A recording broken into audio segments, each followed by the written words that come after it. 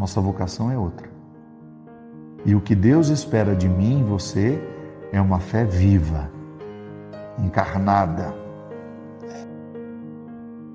Então não importa se até o dia de hoje a gente fez parte, ou se a gente praticou uma religião teórica que não envolveu a nossa vida, que não nos comprometeu, que não mudou as nossas atitudes, não importa. O que importa é o que nós podemos fazer a partir de agora. Você também já integrou a equipe do ódio? Você também já fez volume ao estádio que foi racista, de outras formas? Com outros discursos que também matam, porque o discurso do racismo mata. São milhões e milhões de pessoas que perdem a vida só porque elas são. E o nosso discurso, muitas vezes, em nome do cristianismo, em nome da fé, nós legitimamos os preconceitos que Jesus combateu. Às vezes, o nosso jeito de ser cristão legitima o que há de pior na condição humana. Legitima. Então não importa se até o dia de ontem a gente fez isso. O importante é o que a gente pode fazer a partir de agora. Hoje nós queremos aproveitar este motivo litúrgico, que é a festa da Santíssima Trindade, para pedir que o Senhor hoje derrame sobre nós uma dose redobrada do Espírito Santo, para que o Deus que nos habita seja reavivado. Nós queremos hoje um reavivamento da nossa capacidade de entender as estruturas diabólicas do mundo e quando é que nós fazemos parte delas. Porque entramos no movimento da manada e fomos adestrados ao ódio. Hoje não é nenhum problema a gente reconhecer isso, que a gente fez parte de um adestramento para o ódio. Você foi, nós estamos sendo, se a gente não toma cuidado, a gente o tempo todo é adestrado para responder de maneira rápida, de maneira odiosa, raivosa aos estímulos que nos fazem. É muito difícil ser cristão nos dias de hoje. Está muito difícil. Porque a estrutura que pensa o ódio no mundo, ela está muito atuante. As redes sociais, infelizmente, têm se tornado um território de ódio. Isso que nós estamos fazendo aqui agora, né? Uma missa para quebrar o ódio que ela proporciona é muito bom. Hoje é a oportunidade de você reconhecer quando foi que você também avolumou o ódio que está no mundo por meio do seu comportamento, da sua atitude, da sua escolha. Quem sabe hoje seja uma boa oportunidade de nós voltarmos ao que o Evangelho pede de nós. Que o Senhor hoje nos cure de tanto ódio. Que o Senhor hoje derrame sobre o nosso coração o seu sangue precioso, que cura, restaura, transforma. Você que se sente assim pesado, angustiado, amargurado, cansado, às vezes não sabe de quê, com medo, não sabe por quê. Não menospreze, não subestime a capacidade que o mundo de hoje tem de prejudicar a sua saúde mental.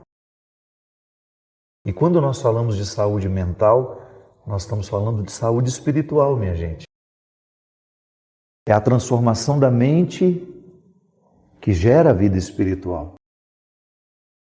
Às vezes nós estamos pesados aqui, na maneira como nós pensamos, consequentemente sentimos e agimos e falamos. Hoje nós queremos que o Senhor nos ajude a entender de que maneira podemos quebrar o poder diabólico na nossa vida, curando o nosso coração de tudo aquilo que hoje nós trazemos como resultado desse ódio. Resultado desse ódio que está tão presente no mundo e muitas vezes tão presente no nosso coração. Quem sabe hoje será o domingo do perdão na sua vida. Você aproveitar o que está sugerindo esta missa e pedir perdão a quem você sabe ter magoado. Ou então perdoar quem você sabe que está precisando do seu perdão. Que às vezes já até pediu seu perdão e você não quis dar. Aproveite o domingo da Santíssima Trindade, festa da comunhão trinitária, para você reestabelecer comunhão com aqueles que estão dentro do seu coração, abrigados pelo seu ódio, pelo seu ressentimento, pela sua mágoa. Entregue seu coração a Deus hoje. Entregue o seu coração ao Senhor e permita que Ele lhe ajude a perdoar. Que Ele lhe ajude a se reconciliar consigo, com os outros, buscando a leveza que você tanto necessita para bem viver. Ensina-nos a perdoar e a pedir perdão. Lá em Gravatá, uma senhora foi particularmente me encontrar, a dona Musa Maritana de Holanda Lins. E ela me entregou uma cartinha, uma letra bonita até, e falou assim: o senhor me promete que vai ler essa carta? Eu falei: mas é claro, dona Musa, eu vou ler sim. Mas não disse para ela que ia ler em público, eu acho que ela nem queria que eu lesse em público, né? Mas eu vou fazer questão de ler, porque a carta me tocou muito e tem um testemunho que eu acho que vai ser bastante edificante para todos nós. Não é sempre que nós nos deparamos com uma vida contada, né?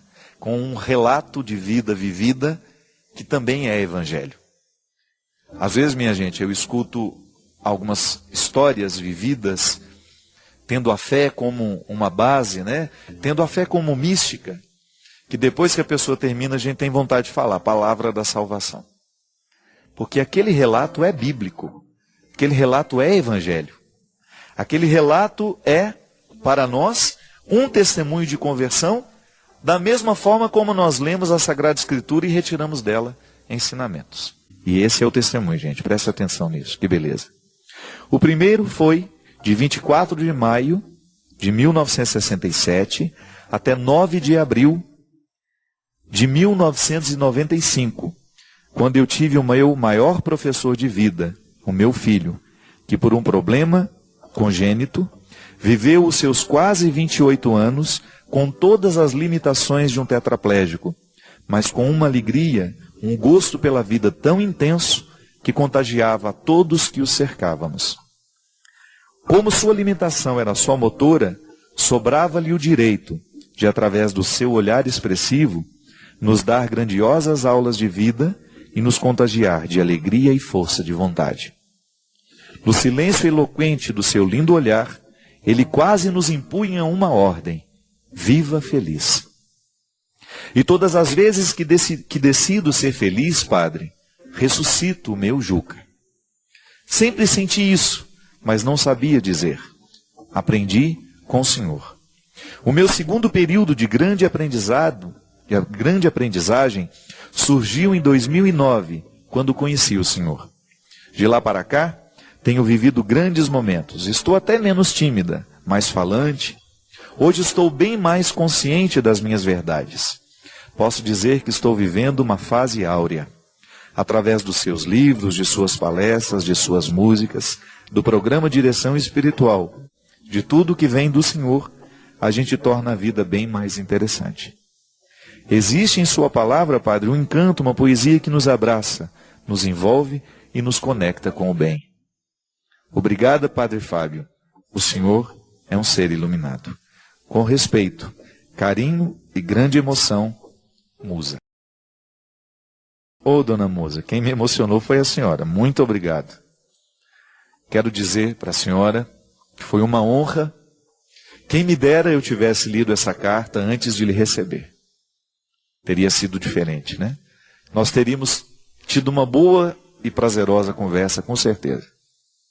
Mas quero aproveitar deste espaço que também é da senhora, já que a senhora me assiste, e já que a senhora considera ter sido importante na sua vida, tão rica de ensinamentos, já que a senhora considera este programa também importante para a senhora, quero aproveitar deste espaço para dizer que estou muito honrado de saber que faço parte dessa história de vida tão bonita que a senhora já viveu até o dia de hoje.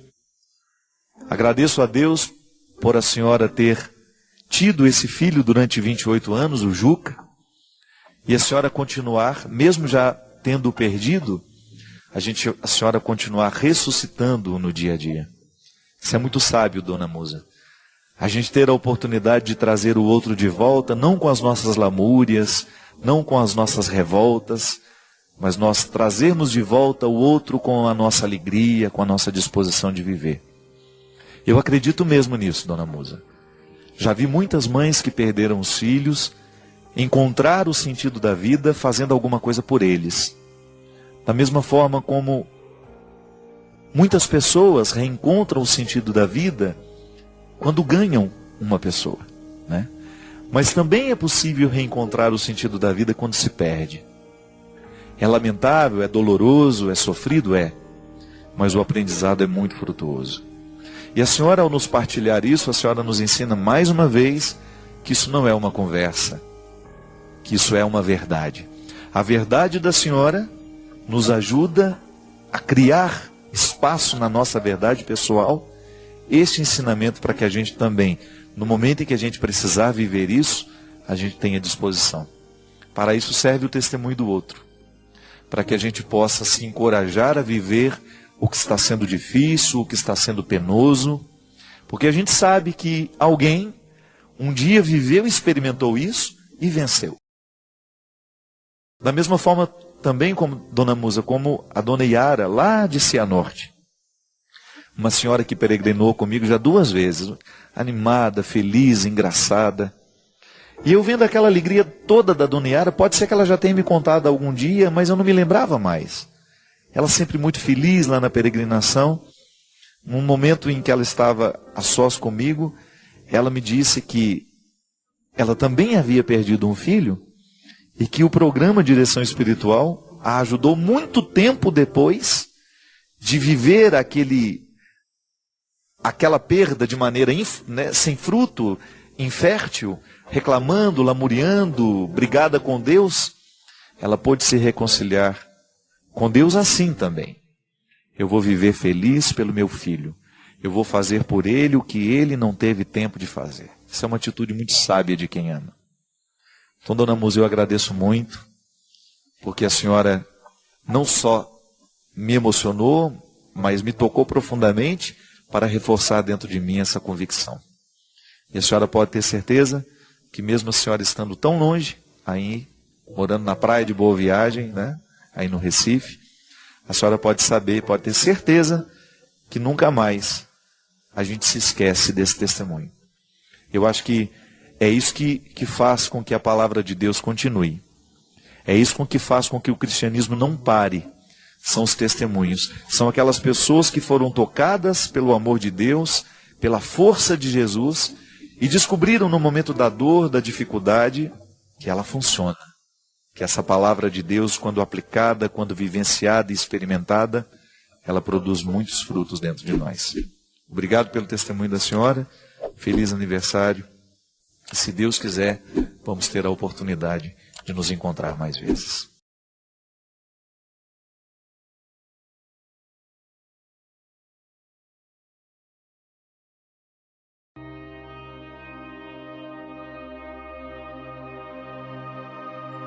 Sempre a gente precisa articular o que se foi com aquilo que a gente ainda vai ter.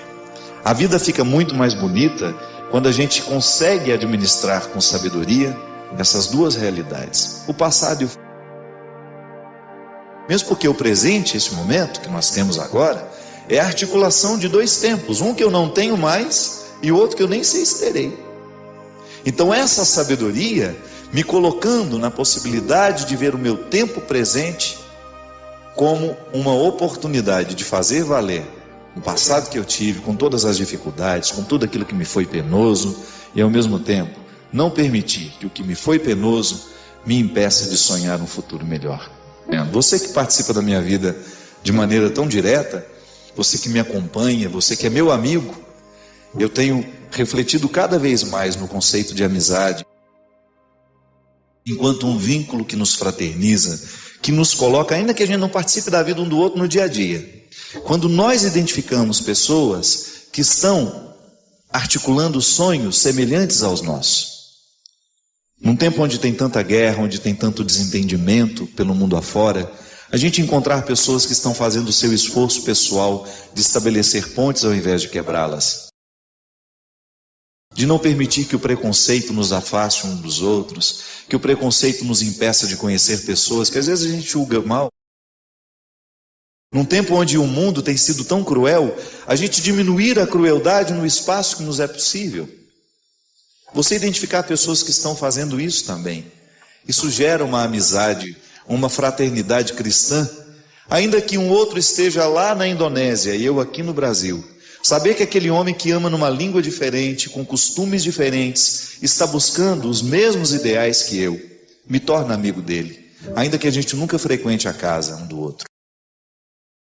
Olhar nas marcas daquilo que a gente viveu ao longo deste ano, o aprendizado para aquilo que a gente pode viver a partir de agora.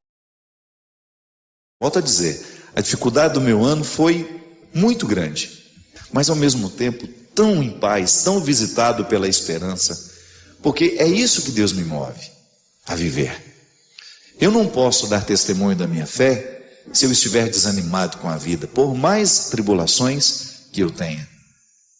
Talvez você saiba, tenha me escutado contar, um dos episódios difíceis da minha vida este ano foi que a minha casa caiu, literalmente.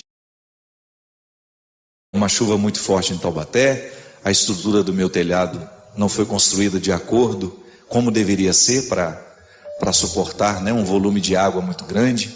Entrou água por todos os conduítes, eu perdi todo o piso de madeira, perdi os quartos, o teto de gesso da casa toda caiu, desabou. Foi uma coisa muito triste. Eu me lembro que eu estava viajando e quando eu cheguei em casa, a Teca, eu já vi pelo jardim, já vi que alguma coisa muito séria tinha acontecido. Foi no dia 9 de março isso. Quando a Teca me esperou descer do táxi, ela me abraçou já chorando, lembro direitinho como se fosse hoje. Ela me falou assim: por favor, fique calma com tudo que você vai ver.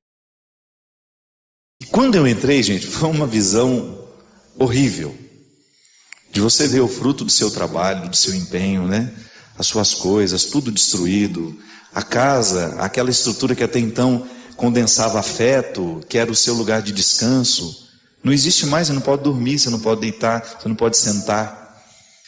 E de repente a porta da cozinha ficou aberta, e no meio dos destroços todos, naquela destruição toda, daquela sujeira toda, quem me surge correndo pela casa, feliz, sem saber o que acontecia? O Luca, o meu cachorrinho. E foi impressionante como Deus me curou através daquela criatura naquele momento, sabe? Ele com aqueles olhões arregalados, feliz porque eu estava chegando em casa, sem saber o significado daquela destruição, mesmo que ele nem sabia que aquilo estava destruído, Ele só queria me encontrar. O amigo dele tinha ficado 15 dias longe, viajando, e estava voltando naquela hora. Ele não tinha a menor intenção de me olhar com algum outro olhar que não fosse a da alegria de me ver chegar. Eu me lembro que eu sentei no chão e abracei aquela criatura e chorei tudo o que eu precisava chorar. E é como se naquele momento Deus me fizesse entender, através do não entendimento do Luca da tragédia, de que a vida pode ser sempre bonita, desde quando a gente encontre um motivo, ainda que seja pequeno, para a gente recomeçar a nossa história. O que é uma casa destruída? Nada, é um prejuízo financeiro, é. O que a gente não pode permitir é que a casa caia dentro de nós.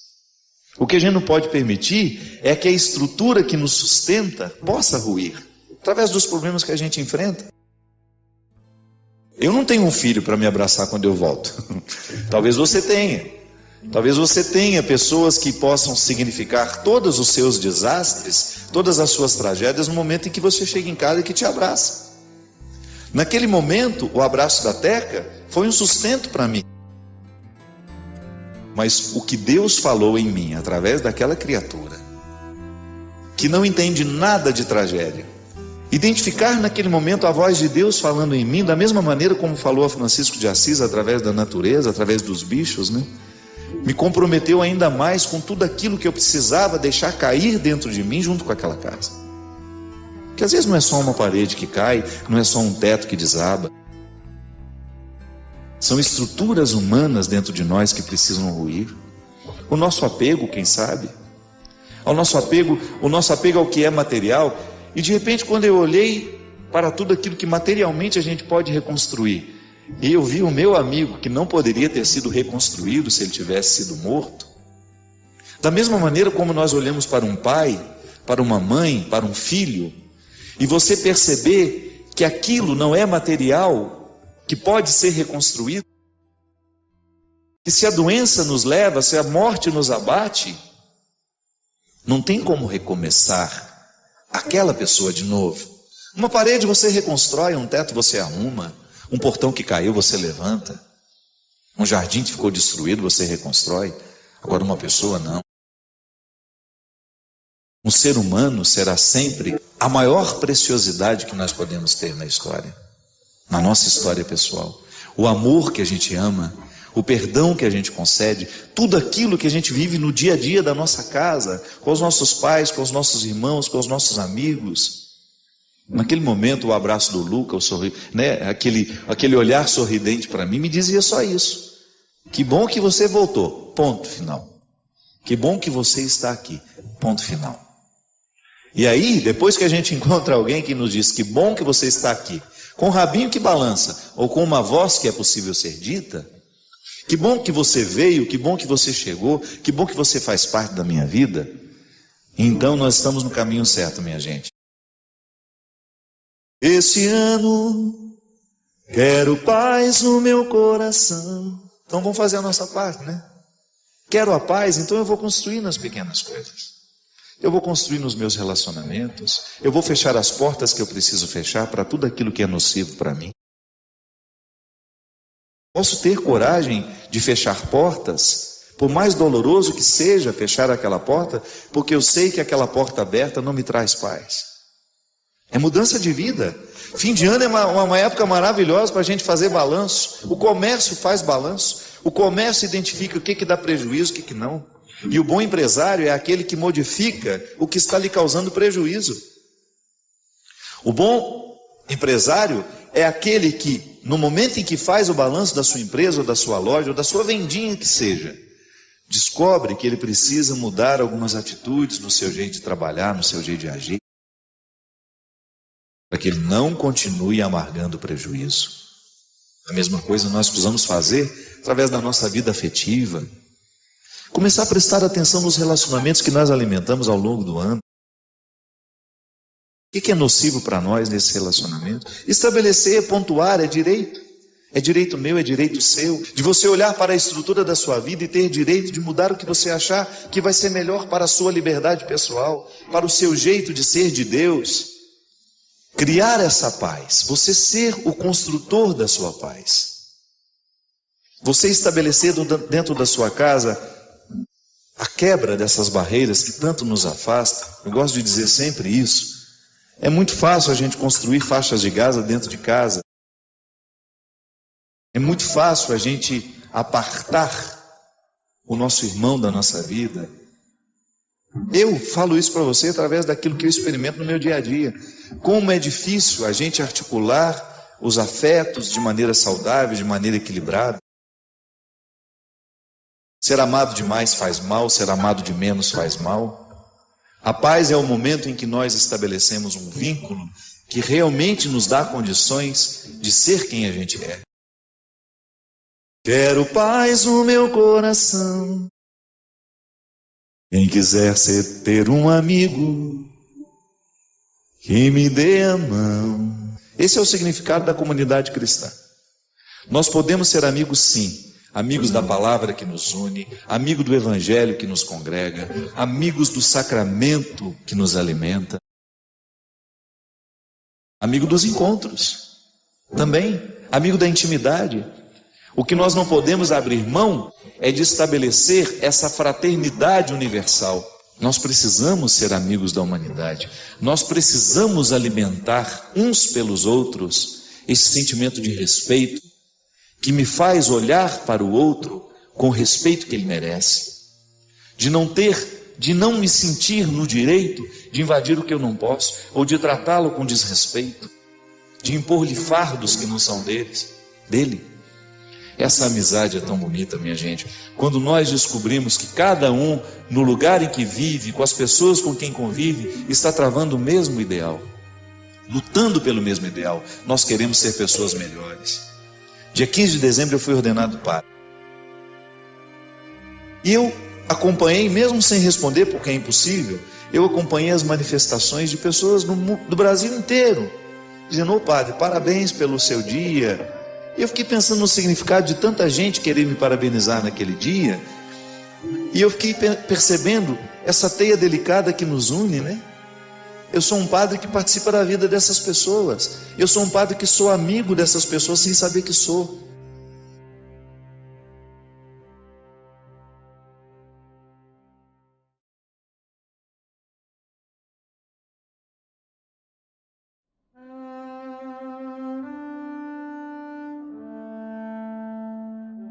Muito obrigado você que está ligado conosco, você que nos dá a oportunidade de entrar na sua casa, na sua vida, ter a oportunidade de falar hoje com você.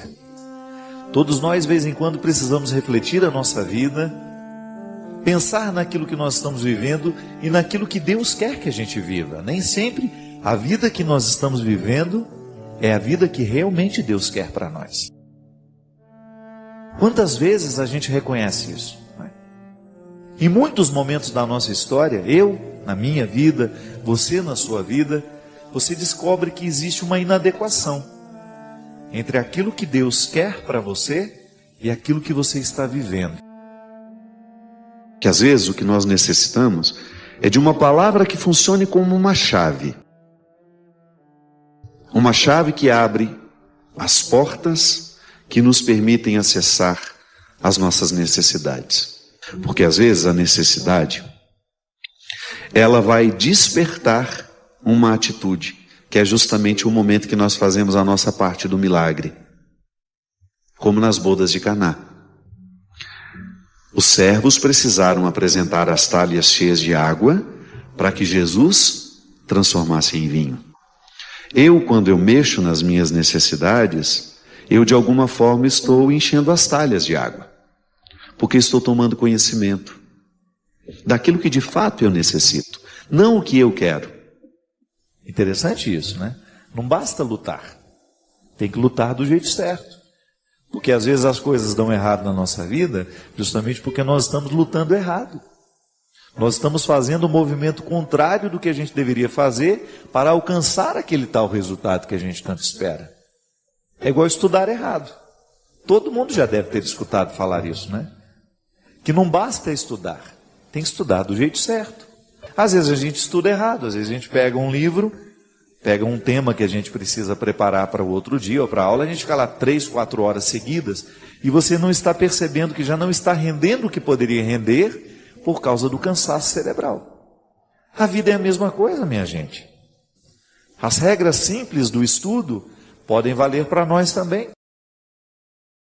Se a gente não tem, vez em quando, se a gente não se coloca, vez em quando, nessa disciplina de olhar para a nossa vida e de lutar certo, determinar quais são os passos que nós precisamos dar para a gente alcançar os resultados, a gente corre o risco de perder a oportunidade do crescimento.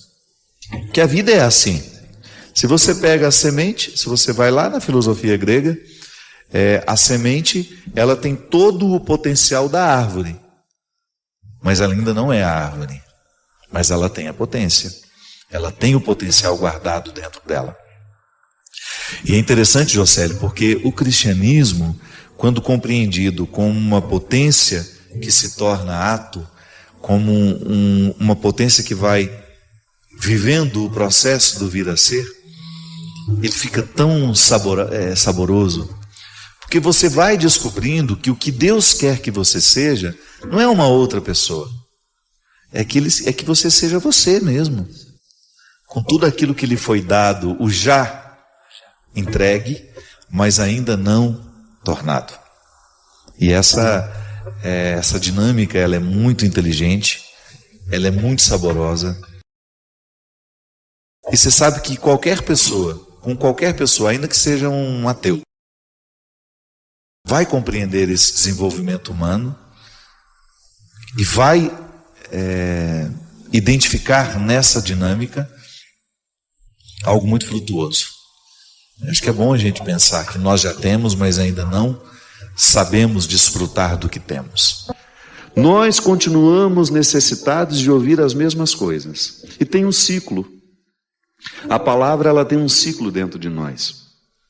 Pode observar, às vezes você escuta a mesma leitura lá na missa. Você escutou o ano passado, escutou esse ano de novo, e de repente esse ano foi diferente. Por quê?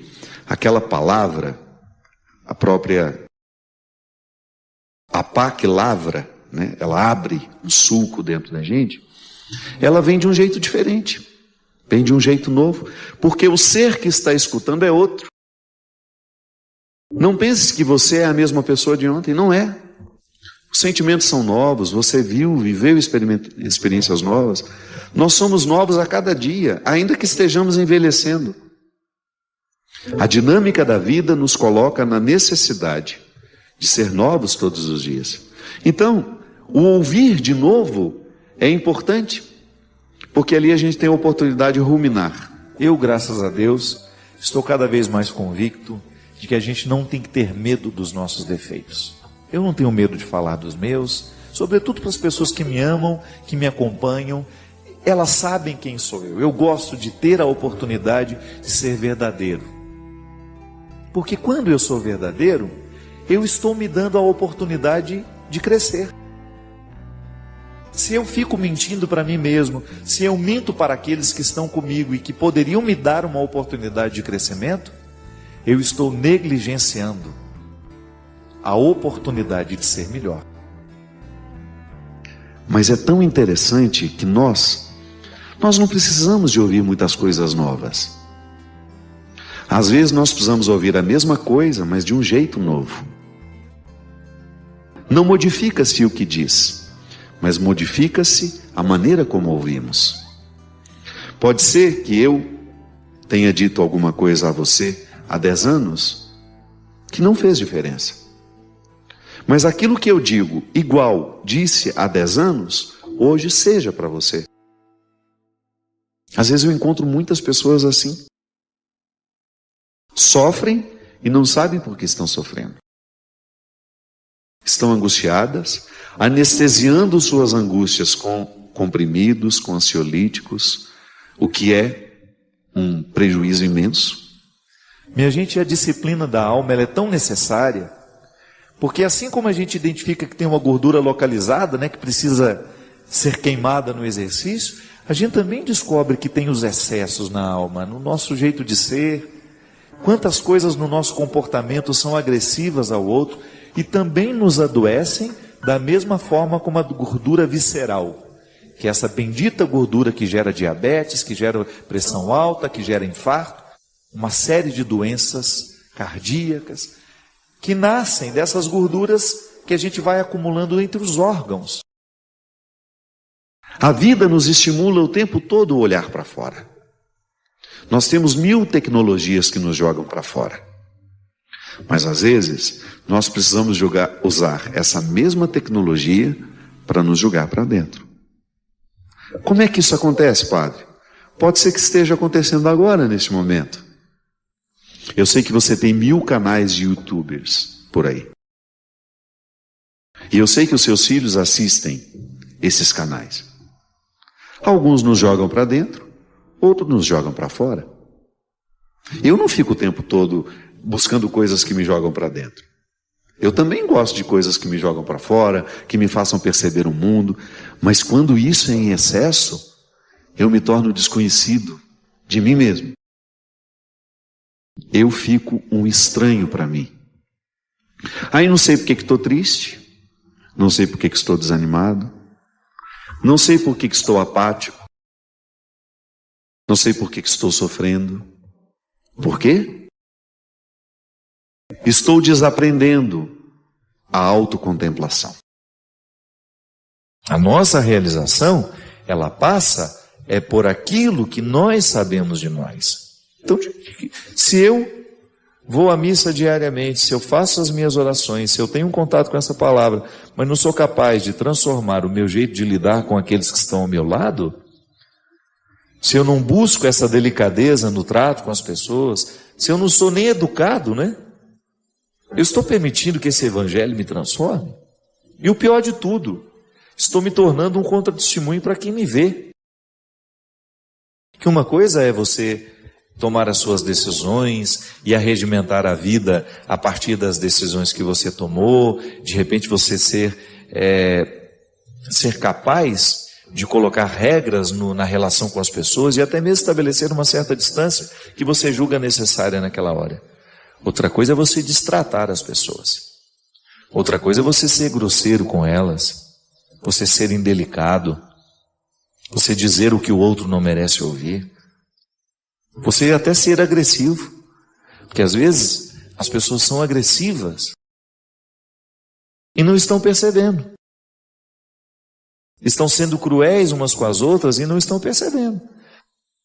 Mesmo que a vida tenha te dado muitas oportunidades, mesmo que você tenha ficado doutor, que você tenha ficado muito rico, que você tenha tido muito sucesso na vida, o seu jeito de olhar para as pessoas e o seu jeito de ser gente será a partir da humildade e da simplicidade do Mestre.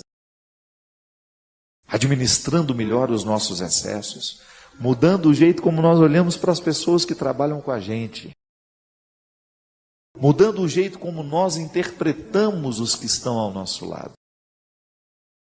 Sempre digo isso, eu acredito de fato nisso. Quando Deus entra na nossa vida, Ele modifica, a primeira coisa que Ele modifica em nós é o nosso olhar. Tudo tem seu tempo, há um momento oportuno para cada coisa debaixo do céu. Tempo de nascer, tempo de morrer, tempo de plantar, tempo de arrancar o que foi plantado, tempo de matar, tempo de curar, tempo de destruir, tempo de construir, tempo de chorar, tempo de rir, de lamentar, de dançar, tempo de espalhar pedras e tempo de as ajuntar. Tempo de abraçar e tempo de afastar-se dos braços. Tempo de procurar, tempo de perder. Tempo de guardar, tempo de jogar fora. Tempo de rasgar e tempo de costurar. Tempo de calar e tempo de falar. Tempo do amor, tempo do ódio, tempo da guerra, tempo da paz. Muitas vezes nós matamos a nossa vida, ou matamos a oportunidade de viver bem, porque nós não somos capazes de fazer a leitura correta. O que o tempo está nos pedindo? Cada dia o tempo vai nos pedir alguma coisa. E é esse olhar atento que vai dando a gente essa condição, essa clareza de perceber o que de fato hoje grita pelo meu. Qual é a realidade hoje que é inadiável? Às vezes nós somos tão negligentes na percepção disso, que às vezes nós desperdiçamos um mês, um ano, 10, 20, colocando o nosso empenho numa realidade que nem era para aquele momento. E é por isso que é tão interessante a gente desenvolver a habilidade de dizer não e de dizer sim. Porque essa é uma habilidade que só a maturidade nos traz. Que às vezes, porque somos imaturos, nós não sabemos nem dizer não. Não sabemos olhar as urgências do tempo. Então a gente vive para agradar o outro. Antes de agradar o outro, você precisa perceber o que a vida está pedindo de você. Porque nem sempre aquilo que você pode fazer para agradar o outro, está em consonância com aquilo que a vida está pedindo de você. Mesmo porque para a gente crescer, nós temos que ter coragem de cortar muitas coisas. A Sagrada Escritura diz, tempo de matar, tempo de fazer nascer. Tudo depende da percepção para olhar o momento presente e descobrir o que de fato merece o nosso empenho. Quantas vezes eu na minha vida me empenhei no lugar errado, na questão errada. E depois não tem como ser feliz, sabendo que o meu empenho não foi onde eu deveria ter me empenhado. Não há possibilidade de eu me sentir realizado, de sentir-me bem com as minhas escolhas. Porque o que vai fazer com que eu me sinta bem é olhar para o contexto das minhas escolhas e ficar confortável com aquilo que foi escolhido. Nós estamos muito estranhos a nós. Não é estranho com o outro, não. É estranho a nós mesmos. Eu preciso colocar alma em tudo aquilo que sou eu. Até na casa onde eu moro. E a vida tem me ensinado que a casa não é um aglomerado de paredes. A casa é um sentimento que me ocorre. Não é só uma construção material. Quando eu entro dentro daquelas paredes que eu construí com o meu trabalho, ali eu identifico a alma que me sustenta. É um sentimento que me ocorre. Quando a gente abre a porta da casa, quando a gente entra, é um sentimento bom que nos ocorre. Isso é alma. É quando a matéria está plena de significados. É quando a gente começa a atribuir um significado que ultrapassa as paredes, os móveis, o jardim, o portão de entrada. E é interessante que a qualidade da nossa vida depende e está intimamente ligada à nossa capacidade de depositar alma nas coisas. Eu não estou falando dessa alma, do significado mais profundo da nossa vida, dessa dimensão espiritual que me conecta com a eternidade. Não. Eu estou falando de tudo aquilo que vive e que faz sentido à matéria. Traz sentido àquilo que é material. Então a gente usa de maneira inadequada o termo alma. Perceber que os meus objetos estão perpassados por um significado que ultrapassa a matéria. Como dizia Rubem Alves, né? Existem coisas que são mais que coisas. São coisas que nos fazem lembrar. Isso é, virar um sacramental. Da mesma maneira como eu trago uma lembrancinha da viagem. Aquilo é para mim apenas um sacramental de alguma coisa que foi boa, que foi vivida, que foi experimentada, que me fez bem. Na minha oportunidade de colocar alma neste corpo, nessa oportunidade única que eu tenho de viver diariamente bem a minha vida e assim inflar ar em tudo isso, da mesma maneira como eu percebo essa outra alma da minha casa quando chego de um sentimento que me ocorre. O viver bem, me trazendo a consciência de que hoje, quando eu observo as urgências da minha vida e me empenho, eu estou colocando alma no meu corpo. Agora, quando eu percebo que eu não estou fazendo, que eu não estou me empenhando para viver bem, eu estou sim fragilizando os recursos da minha alma, que são justamente para me ajudar a viver bem a própria vida do corpo. E nós muitas vezes negligenciamos a observância do tempo, como na Escritura que diz: tempo de chorar e tempo de rir. Há momentos que a própria vida te mostra a necessidade de chorar, de julgar para fora os seus excessos, de não ter medo da tristeza, de permitir que essa tristeza cave dentro de nós as suas riquezas e que nos ajude a encontrar a pedra preciosa que só o sofrimento poderia nos levar a conhecer. Depois vem o riso. O riso não nasce por acaso. A gente já cantava aquela música também, né? Ando devagar porque já tive pressa e trago esse sorriso porque já chorei demais. O sorriso é o resultado da lágrima bem chorada. O sorriso é o resultado final de um processo de luta que nós estabelecemos, de observar dia a dia qual é o empenho que aquele dia me pede, o que hoje eu preciso fazer para ter o direito do sorriso amanhã. E é bom, você sabe por quê? Porque à medida em que nós estamos passando o perrengue, sabendo que ele será construtivo, já nascem pequenos sorrisos ao longo desse processo. Quando a gente fala de um sorriso final, é apenas a metáfora de um processo bem feito, bem vivido. Tempo de abraçar, tempo de se afastar. Quanto sofrimento, né? Em perceber o distanciamento como necessário ao crescimento do outro. É aquele filho que vai embora para estudar. Não dá para reter filhos. Por isso que é tempo de abraçar, é tempo de cuidar, é tempo de estar junto. E vai chegar o momento em que esse afastamento será necessário para o próprio curso da vida. Depois volta. Mas num primeiro momento a gente precisa do distanciamento. Quando nós observamos o movimento do tempo e as suas urgências, a gente entra dentro do contexto de uma sabedoria irrenunciável à nossa realização humana. Tempo de rasgar, tempo de costurar.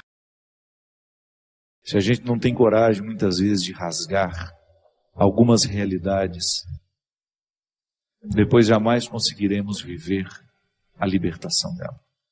Muitas vezes, nós lamentamos perder, quando na verdade a gente vai observar aquilo que a gente perdeu, não foi perda, foi libertação. Quantos relacionamentos precisam ser rasgados para que depois eles sejam costurados do jeito certo? Fazer cair por terra todas as ilusões que nós temos do outro, ou todas as pretensões que nós julgamos em cima do outro. Não. O outro não tem que corresponder às minhas expectativas. O outro tem que ser ele. A vida sempre vai pedir de nós calma, paciência, porque com pressa nós passamos por cima de todas essas necessidades e não somos capazes de reconhecê-las. Que às vezes a vida não está dando certo, é porque você nem sabe exatamente o que você está precisando. Às vezes nós ficamos tão aflitos, tão angustiados, e não sabemos por quê.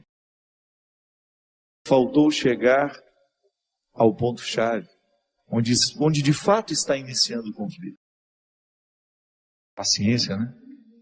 A gente não tem paciência nem para descobrir o que está nos angustiando. É a nossa pressa, é a vida estranha que nós vamos viver.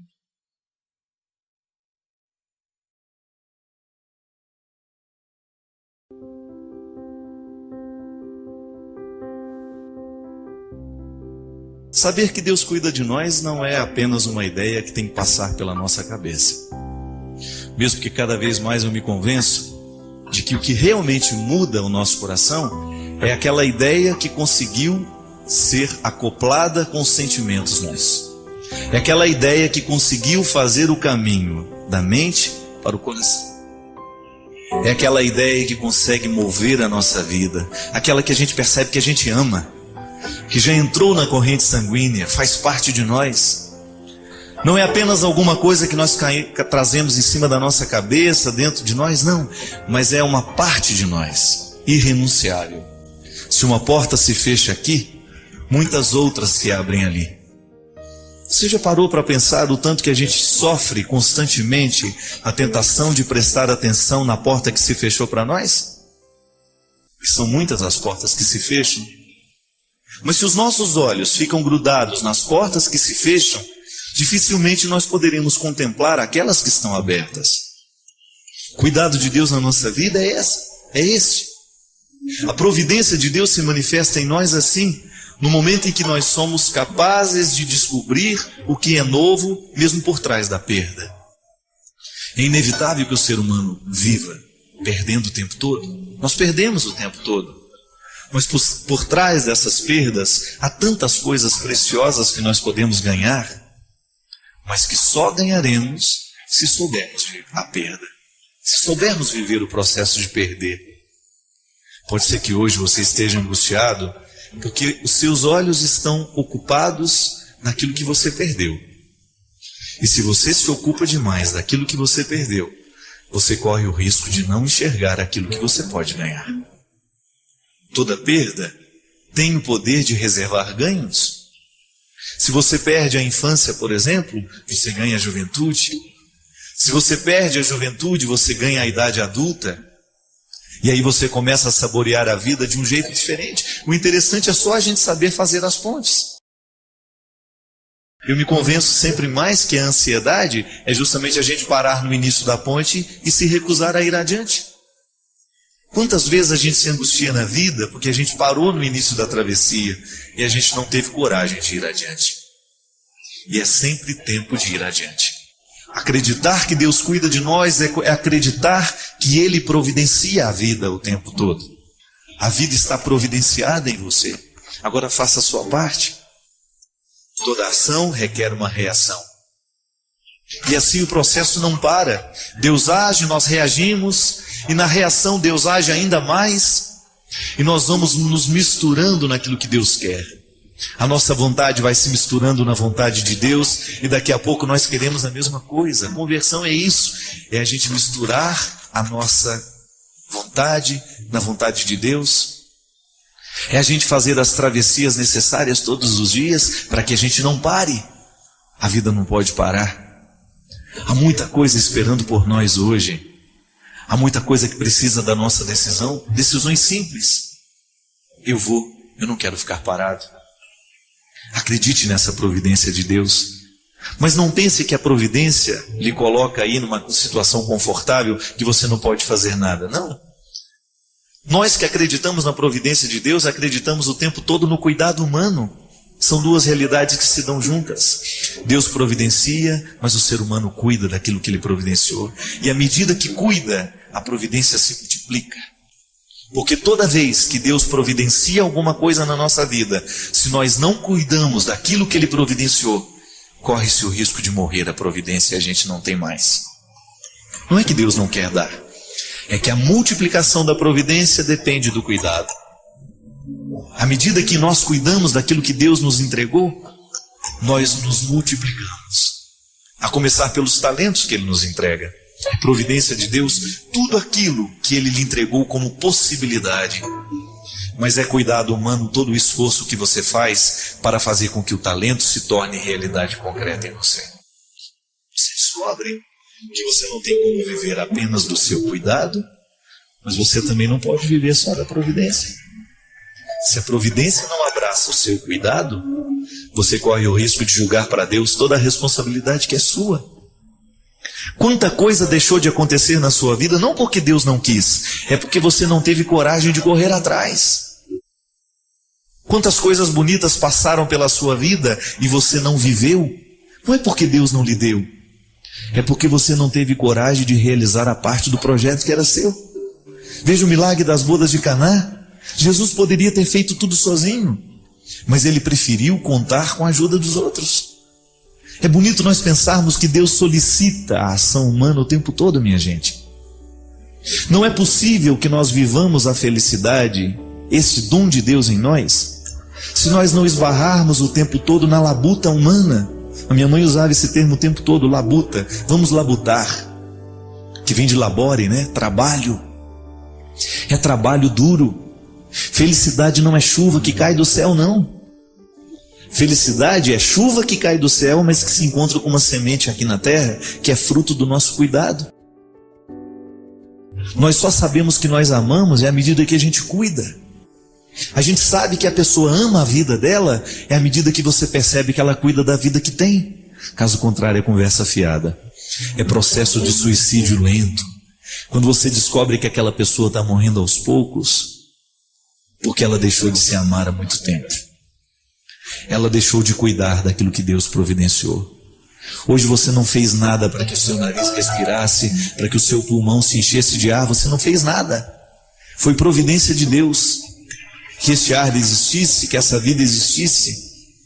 Agora, o cuidado com o ar que você respira, esse é você que tem que ter. O que você joga no ar para que o outro respire do seu lado é cuidado seu. E aí, No momento em que as coisas dão errado, a gente tem aquela tentação de dizer que foi falta de providência, que foi Deus que permitiu, que foi Deus que fez. Não.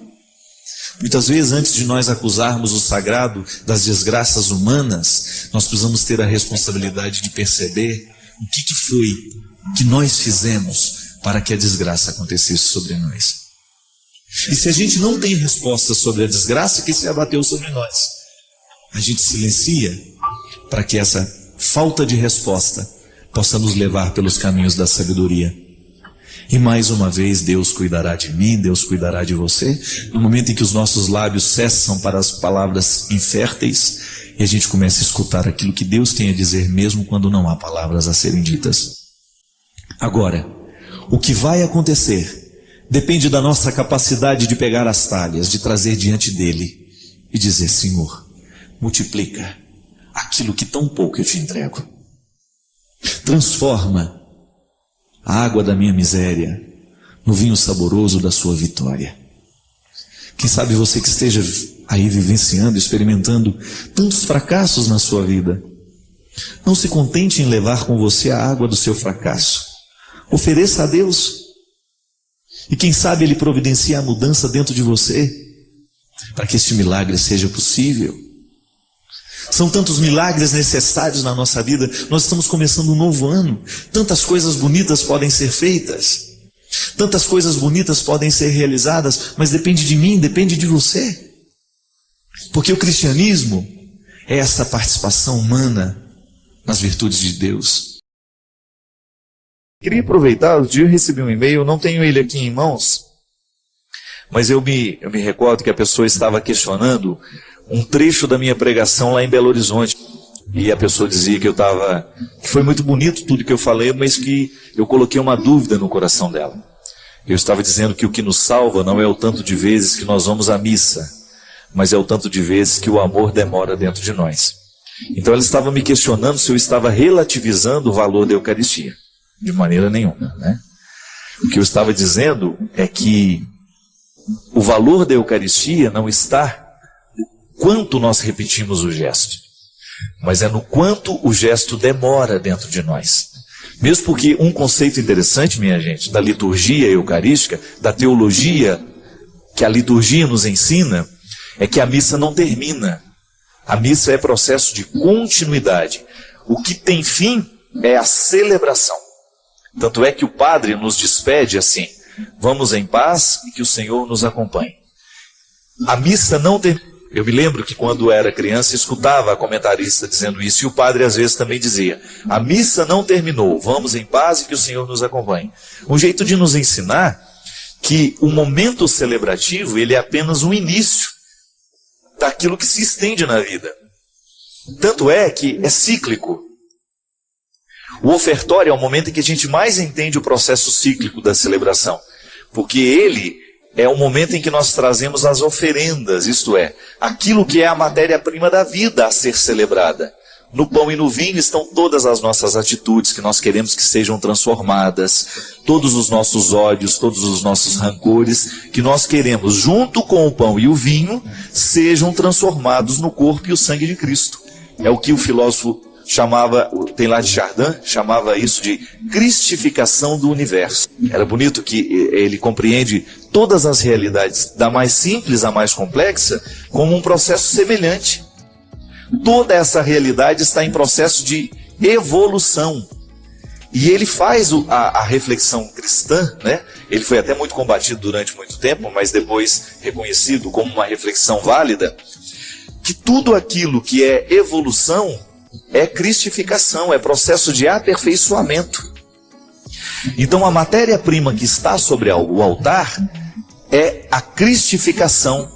Tudo aquilo que eu coloquei como humano agora vai ser cristificado. E aquilo no final da celebração, no momento em que nós comungamos, é devolvido a nós. Aí a expressão bonita de Santo Agostinho: cristão, torna-te o que és. Recebe aquele que tu és, o Cristo. Então veja bem, o canto de entrada, a celebração, a apresentação das oferendas, o verdadeiro ofertório, depois a comunhão e a continuidade. Veja que é cíclico, a missa não termina. Aí a gente vai vivendo e à medida que a gente vai perdendo o significado do que é Cristo, a gente volta para celebrar de novo. A gente volta para nos recordar. O que acontece no momento celebrativo não é nada mais, nada menos que fazer memória, é recordar o compromisso que dali nasce. Então, minha filha, eu não estou em nenhum momento banalizando, pelo amor de Deus, eu nem posso fazer isso porque esse é o centro da minha vida. A Eucaristia é o centro da minha vida. O que eu digo é que não basta a gente estar todos os dias se a gente não continua essa missa na nossa vida. O que vai verdadeiramente nos salvar é isso, é o quanto que a missa demorou dentro de nós, isso é, o quanto que o meu coração aceitou o processo da cristificação e o quanto essa missa teve efeito na minha vida, no meu coração. Olha, eu não tenho vergonha de assumir isso. Eu acredito que na minha vida, 70% das missas que eu participei, eu não participei com esse sentido. Ela terminou e terminou mesmo dentro de mim. O rito terminava e terminava mesmo dentro de mim. Não havia repercussão na minha vida. Mas quanto mais cresce a nossa consciência de que a missa é um acontecimento que não termina, maior será a qualidade da nossa vida cristã. E mesmo porque, já falei disso aqui também, nós não celebramos outra missa, não. Houve uma única que aconteceu na história. A única missa celebrada no tempo foi a que Jesus celebrou, a última ceia. Tudo mais é continuidade da única missa celebrada pelo Cristo. Eu, como padre, eu legitimo a presença do Cristo no momento da celebração, mas eu não estou fazendo outra missa, não. Eu estou apenas estendendo o braço em direção daquela única que aconteceu. Nós precisamos de muita poesia para entender Jesus, viu? Isso é poética, isso é arte de poesia. Entender que uma coisa, que um acontecimento não cabe no tempo, ele se estende de tão grande que ele é. Então, assim como eu estendo os braços em direção a um fato que me tocou profundamente e eu consigo senti-lo de novo na minha vida, isso é fazer memória, isso é você recordar atualizando na sua vida. Então aquela única missa celebrada pelo Cristo com seus discípulos continua acontecendo na história cada vez que nós nos reunimos para recordar o que foi. E aí então eu tomo posse de tudo aquilo que é a continuidade de Deus na minha vida. E esse é o significado da celebração eucarística que nós celebramos. É nos potencializar, é colocar dentro de nós a dinâmica do Cristo no tempo e na história. Cada missa participada tem que ser um motivo a mais para o Cristo continuar vivo na história através de mim, através de você. Caso contrário, é rito morto, que não modifica absolutamente nada. Se você não permitir que a missa lhe coloque na circularidade dessa celebração, ela não acontece dentro de você. Você apenas cumpriu um preceito. E cumprir preceito foi justamente o que Jesus condenou no seu tempo. Jesus condenou com radicalidade toda e qualquer forma de religião que estivesse presa no rito. Ritos não salvam ninguém. O que salva realmente é aquilo que o rito desperta. Se não despertou, se você não se envolveu com o que você celebrou, Deus não teve chance naquele momento.